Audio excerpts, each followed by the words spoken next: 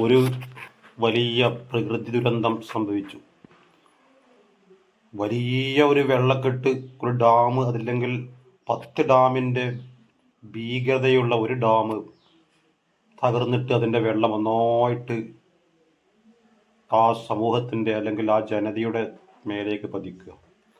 ഒരു വ്യക്തി മാത്രം വലിയൊരു പാറ വന്ന് ദേഹത്ത് വീണു. അങ്ങനെ അദ്ദേഹം അതിൻ്റെ അടിയിൽ പെട്ടു. പിന്നെ മണിക്കൂറുകൾ കഴിഞ്ഞാൽ വെള്ളമൊക്കെ ഒഴുകിപ്പോയി. ഇയാൾ ഈ പാറയുടെ ഉള്ളിൽ നിന്ന് മെല്ലെ എങ്ങനെയൊക്കെയോ വഴുതി, കൈ കൊണ്ട് മാന്തി ചെടിയൊക്കെ മാറ്റി പാറയുടെ ഉള്ളിൽ നിന്ന് വേറൊരു ഭാഗത്തേക്ക് മാന്തി, പാറ കഴിഞ്ഞ് പിന്നെ മെല്ലെ ചളിയൊക്കെ നീക്കിയപ്പോൾ മെല്ലെ പൊന്തി വന്നു. കഷ്ടപ്പെട്ട് ജീവിതത്തിലേക്ക് തിരിച്ചു വന്നു. എന്നിട്ട് ഇയാളിങ്ങനെ നോക്കുമ്പോൾ മുഴുവനും നശിച്ച് നാമാവശേഷമായിരുന്നു.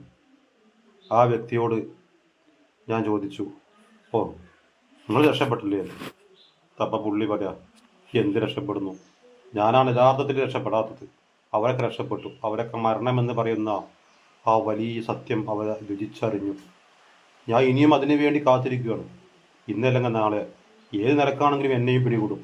ഞാനും അത് അനുഭവിച്ചേ തീരൂ.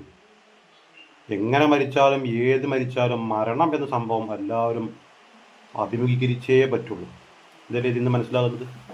എങ്ങനെയൊക്കെ രക്ഷപ്പെട്ടാലും രക്ഷപ്പെട്ടു എന്ന് കരുതാൻ പറ്റുമോ? മരണം, അതിന് എന്ത് ദുരന്തമാണെങ്കിലും, ദുരന്തം അല്ലെങ്കിലും, നേരം പോലെയാണെങ്കിലും നേരം പോലെ അല്ലെങ്കിലും അത് നമ്മൾ ഉൾക്കൊണ്ടേ പറ്റുള്ളൂ. ഏത് ധനാഢ്യനും, ഏത് പാവപ്പെട്ടവനും, ഏത് പണ്ഡിതനും പാമരനും, ഏത് അറവാട്ടുകാരനും, ഏത് വലിയ കുടുംബത്തിൽ പിറന്നവനാണെങ്കിലും, ആദ്യ കുടുംബത്തിലാണെങ്കിലും, നബി കുടുംബത്തിലാണെങ്കിലും, ഏത് കുടുംബത്തിൽ പിറന്നവരും മരണം അത് ഉൾക്കൊണ്ടേ പറ്റുള്ളൂ.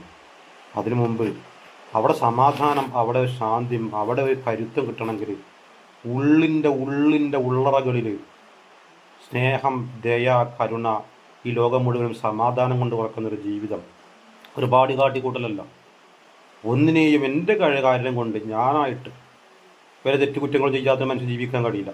പക്ഷേ എൻ്റെ കാരണം കൊണ്ട് മറ്റൊരാൾക്ക് ഒരു ദ്രോഹം, ഒരു ബുദ്ധിമുട്ടുണ്ടാവില്ല എന്നുള്ള ഉറപ്പ് വെച്ച് ആ ഉള്ളിൻ്റെ ഉള്ളിൽ ആ ഉറപ്പ് അള്ളയാക്കിയിട്ട് ഹസ്ബി അള്ളാഹ് എന്ന് എഴുതിയിടുന്നവർക്ക് എപ്പം മരിക്കുകയാണെങ്കിലും ഞാൻ പിടിച്ചത് എൻ്റെ റബ്ബിനെയാണ്, എനിക്കെൻ്റെ അള്ളാഹ് മതി എന്നാണ്. അത് മരിച്ചാലും ഉണ്ടാകും, ജീവിച്ചാലും ഉണ്ടാകും, കഷ്ടപ്പാടിലും ഉണ്ടാകും, സന്തോഷത്തിലും ഉണ്ടാകും, വിദ്യാഭ്യാസമ്പന്നരിലുണ്ടാകും, വിദ്യാസമ്പന്നത ഇല്ലാത്തവരിലും ഉണ്ടാകും.